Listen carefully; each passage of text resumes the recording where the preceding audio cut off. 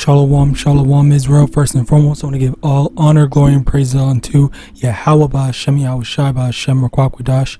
Double honors to the elders and apostles of Great Millstone, and shalom to the mighty Akim Wakwathim, who are diligently waiting to be delivered from this final captivity. This is Brother Kawakab coming at you with another lesson. And today's lesson, I want to go into this comment that I got on one of my videos over here. I got this video. And then this was the comment here. This person, I'm assuming that it's supposed to say, thanks God it's over. Bear with me one moment.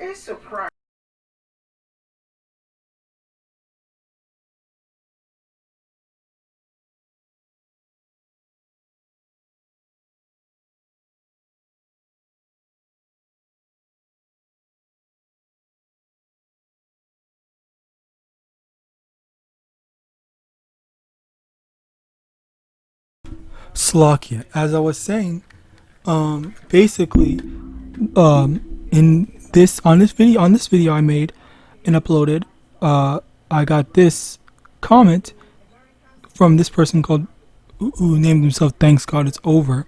All right, and basically all they did was post this scripture. Now, Slakia, it's not obviously. So when you actually go into what the scripture is, it's basically this, where it says, Proverbs 6 verse 16, these 16 doeth the Lord hate, yea, 7 are an abomination unto him. And then it goes in and lists all the stuff which we will read, of course, but I just want to establish something first. Very clearly, this person is not, he's not one of us, I guess, if you want to call it that, or this person is clearly doesn't believe in the Israelites. Okay, what they're doing, well, number one, in their name, by the way, this is a burner account. All right, you see this stuff. This is just a burner account that these people use just to freaking post on Israelite channels and then just leave anonymously like a freaking bitch. All right. This is the type of people you are. These are the type of people that these people are. Where, again, they just hide behind freaking what's the word? They hide behind the anonymity of the internet. Okay.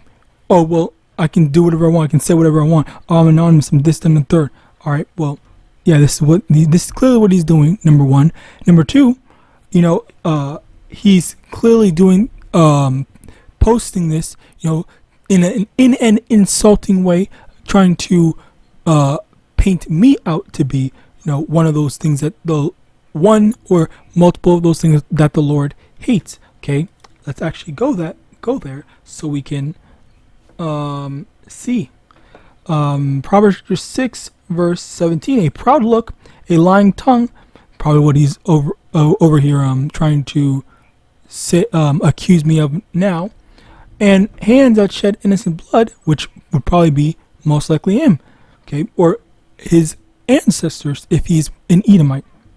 Verse 18, and heart that devises wicked imaginations, feet that be swift in running to mischief, a false witness that speaketh lies, and he that soweth discord among brethren. Okay, so this is.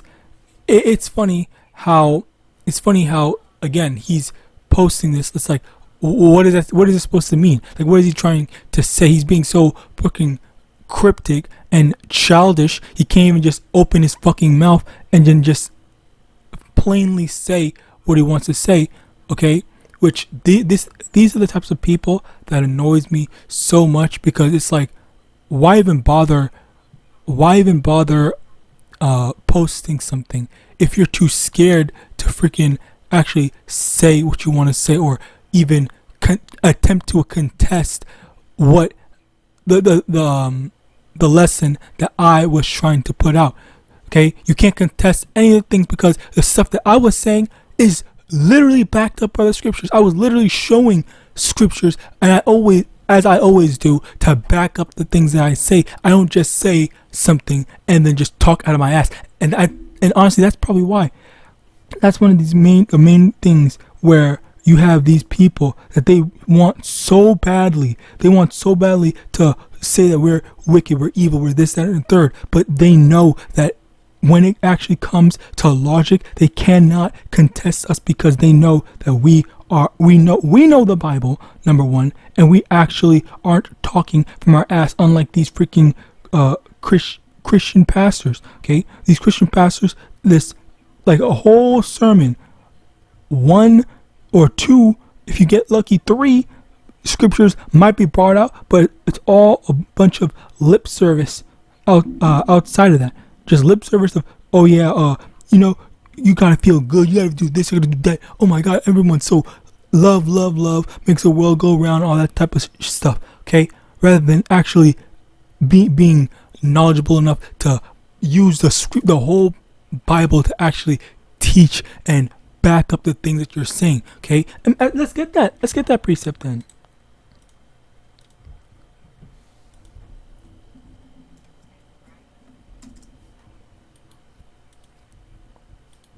Isaiah 8:20, to the law and to the testimony, if they speak not according to this word, is because there is no light in them. Okay, because this is not just for anyone. Not just anyone can do this. Okay, you have to have the spirit of the YAHAWAH in order to actually be able to. Let me see. What is it? I forgot. It's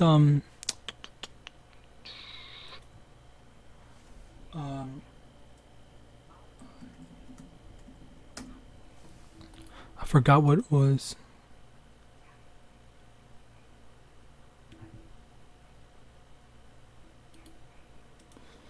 At that day, shall know.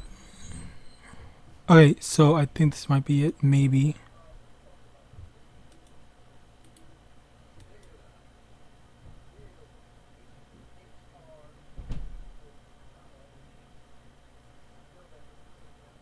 Okay, here. This is it. John 14, verse 18. I will not leave you comfortless. I will come to you. Yet a little while, and the world seeth me no more, but ye see me. Because I live, ye shall live also. At that day ye shall know that I am in my Father, and ye in me, and I in you. Okay, so basically,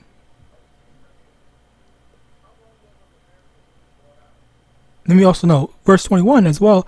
He that hath my commandments and keepeth them, he it is that loveth me, and he that loveth me shall be loved of my Father, and I will love him, and will manifest myself to him.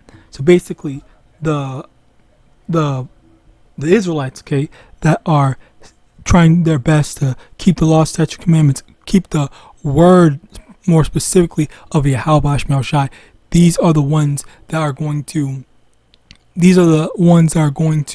actually manifest in YAHAWASHI. Okay, these are the ones that are going to, push forward the words and the teachings of what YAHAWASHI came here to do. Okay, the work that YAHAWASHI came to do, Slaki, that's the proper term, the work. Okay, so that's when you get stuff where we are able to, go, oh yeah, there's a precept for that, there's a precept for this, there's a precept, being able to jump from precept to precept about literally everything, and knowing exactly what the scriptures say about any given thing.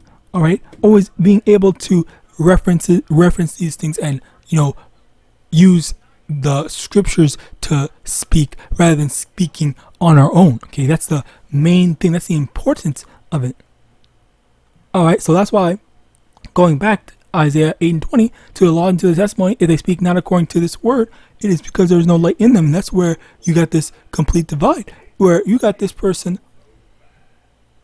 who can't even make a coherent thought, who can't even actually state what it was that he's trying to say, what he wants to say, without just or slacking. He can't even say what he wants to say at all, completely. Like there's nothing that he wants to say. It's just this whole passive aggression, and then just let that person figure it out, okay? Or it's probably gonna be lost on them because there isn't really anything to say because I'm the one that really doesn't know anything. All right, it's like this is that childishness and this foolishness from people, okay? And this is what you expect from people because even outside the scriptures, this is how people handle stuff in general, where they are incapable of actually providing evidence.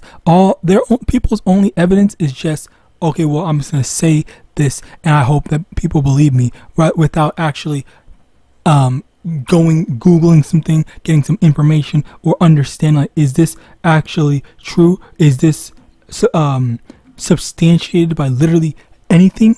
All right, so continuing on, 1 Peter chapter 3 verse 15, but sanctify the Lord Yahawah in your hearts, and be ready always to give an answer to every man that asks you a reason of the hope that is in you with meekness and fear. And this is literally what we were told to do. This is why we are required to study the scriptures, because we have to be able to say, okay, you know what? Why do you believe that Yahushua is coming back? Okay, yeah, this is why. Let me show you these scriptures.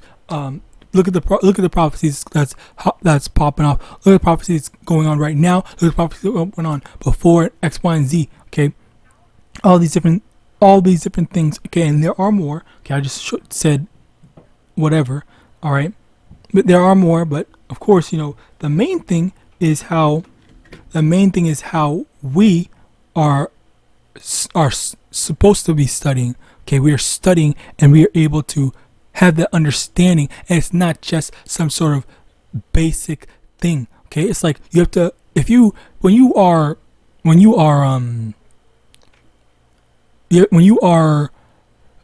bringing out a scripture. And that's another thing, Slocky, that's another thing I actually want to say, because this is the reason why I wanted to make this lesson, was because this is not the first time. Before, in my earlier years of being in this truth, I would always try to interact with other Israelites and whatnot, because I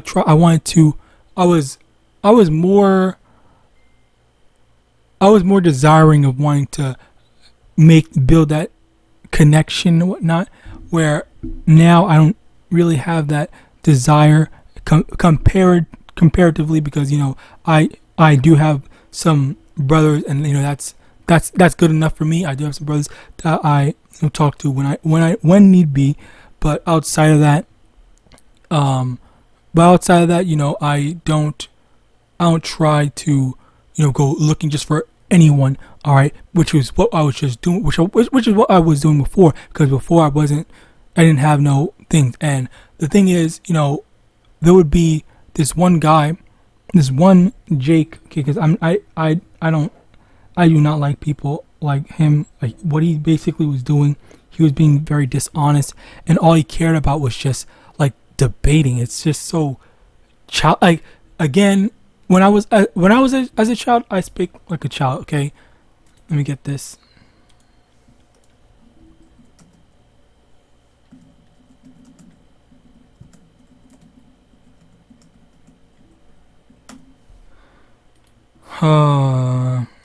First Corinthians chapter 11 verse 1 Corinthians chapter 13 verse 11. When I was a child, I spake as a child. I understood as a child. I thought as a child. But when I became a man, I put away childish things. And that's basically what I'm trying to convey here. Where, I thought it was childish to try to, look for something to debate about, look for something to argue about, look for something to always like find something to say like, oh, look at this, I know the scriptures and whatnot. And I thought that was childish of me to do. Okay, so as a result of that, I grew in this truth, all right, and I stopped doing that. I don't take pleasure in looking for debates. It's lucky. I don't take pleasure in looking for debates and stuff like that. I'm just like, okay, you know what? Let me just focus on edifying the lost sheep, and that's literally it. There's nothing more that I need to do. Okay, like I just stay in my lane, doing what I need to do, doing what the Lord told me to do, and that's literally it. That's all my obligations require of me. All right. So as a result of that, this is basically what I am. Oh, my eyes. Basically what I'm doing. This is basically what I'm showing. All right. Where this type of stuff, it's like you have these people that are trying their best to just be so I don't want to say childish, because that's not even the proper term, but these people that are trying to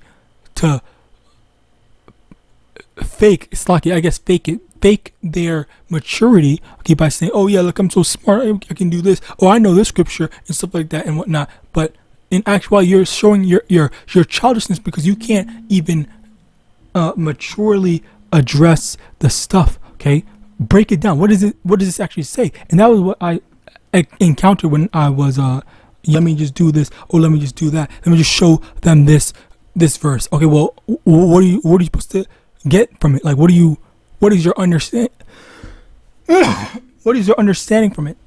Because I'm over here, the thing about scriptures, or not slacking, not even scripture, the thing about information in general, you're just showing information. Like, what is your understanding from it? You can't just show a scripture and just think that is enough to prove your point. Okay, you have to explain explain how you came to the conclusion that you got from whatever scripture. Okay, because that's the thing where, like, you have people.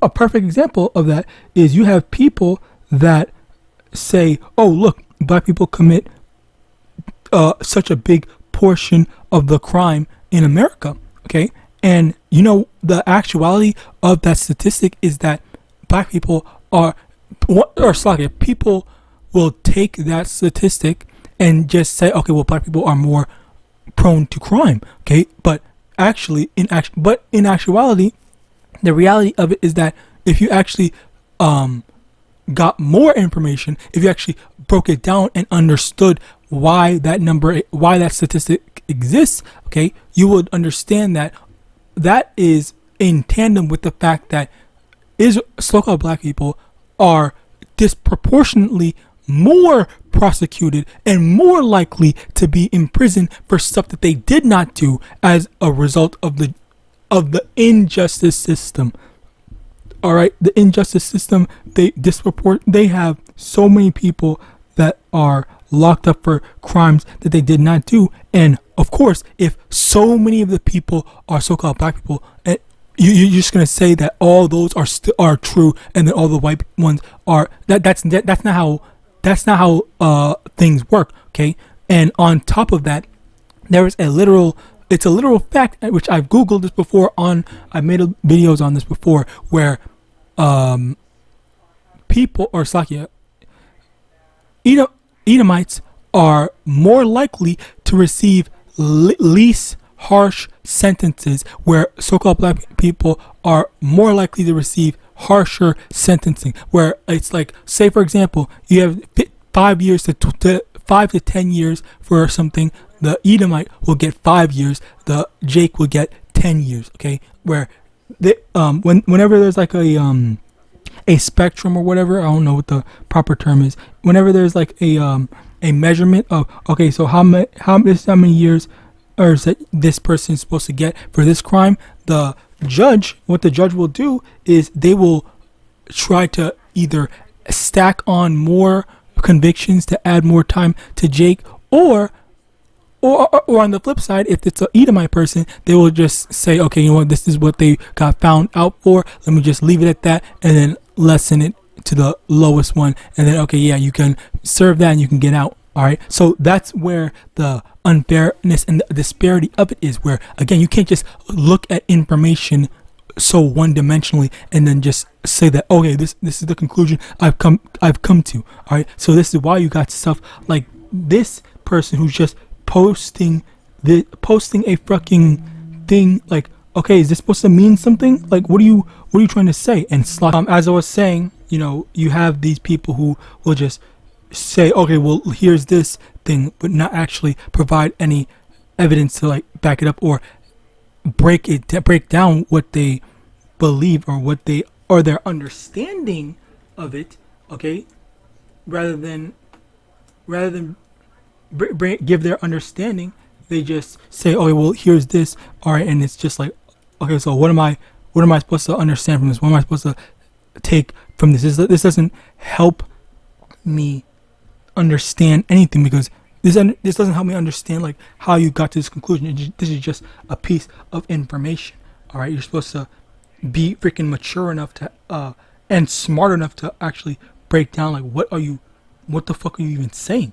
Like, what are you trying to say? How did you come to your conclusion? Walk the person you're speaking to down that line of this is what I believe, and this is the conclusion that I've come to as a result of the topic that we're speaking on. Okay, so yeah, this is something that I had prior conflict with when I spoke to people in my earlier years of always wanting to debate people and whatnot, because I was watching Sakari a lot.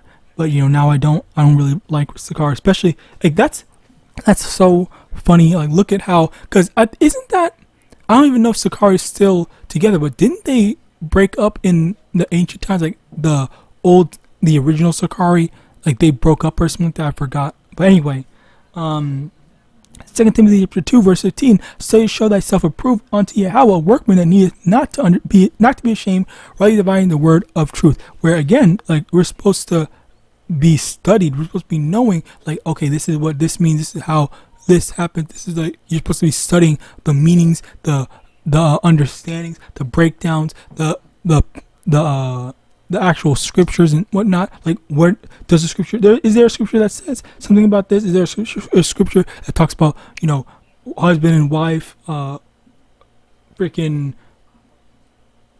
being wicked, talking, how you're supposed to talk to people?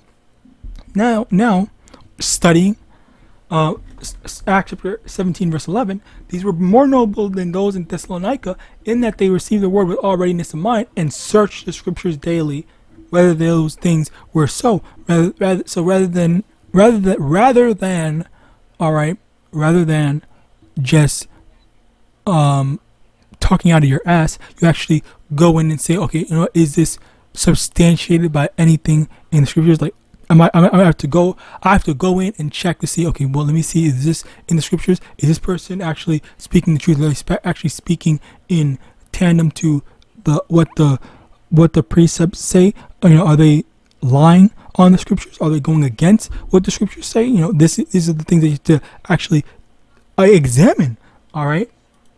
Now, Proverbs 26 verse 4, answer not a fool according to his folly, lest thou also be like unto him. And this is why I really am very, very selective about who I respond to. Okay, before I used to think that, okay, anyone that comments on my thing, they really want that help. They really want some sort of guidance or something like that. But now it's like I completely dropped that freaking attitude. Like, that is not me at all anymore. All right, I hate speaking to people, and now I see why. Because look at how many just insincere comments. Like, what's the point? Like, what's genuinely the point of something like this, where you're posting a freaking precept for what?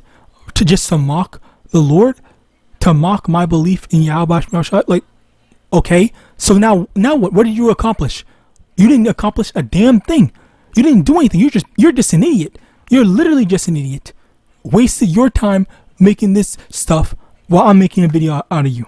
All right. I now have a topic to do, rather than you actually getting something out of this.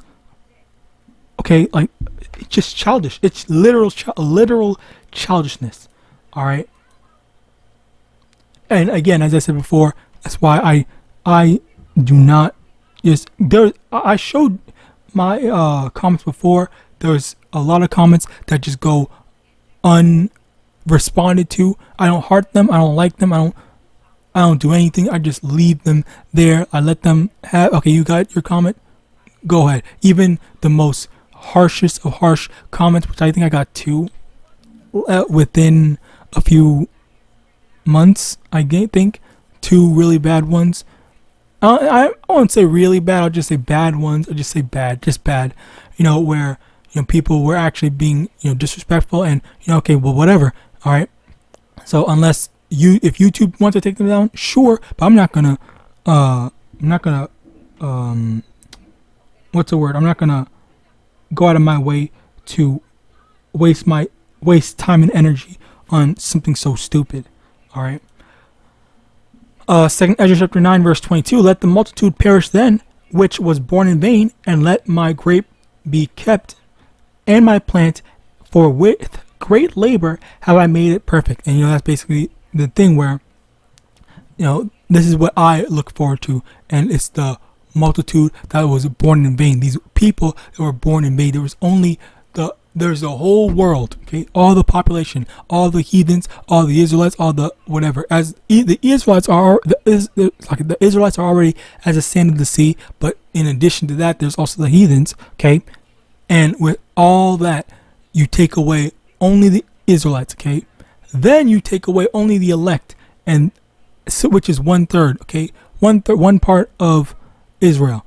That, and you have those 2 subsections of the 2/3 Israelites, and then on top of the 2/3, all those heathen nations that cannot get this truth. And that's why it is so rare. It is so unlikely to find and talk to people, or talk to people that actually have some intelligence to them, or some wisdom, or some rationale to them. All right. So yeah, this is why it's like you do entertain strangers, as the scriptures say, but for the most part, it's just like, these are the types of people, okay?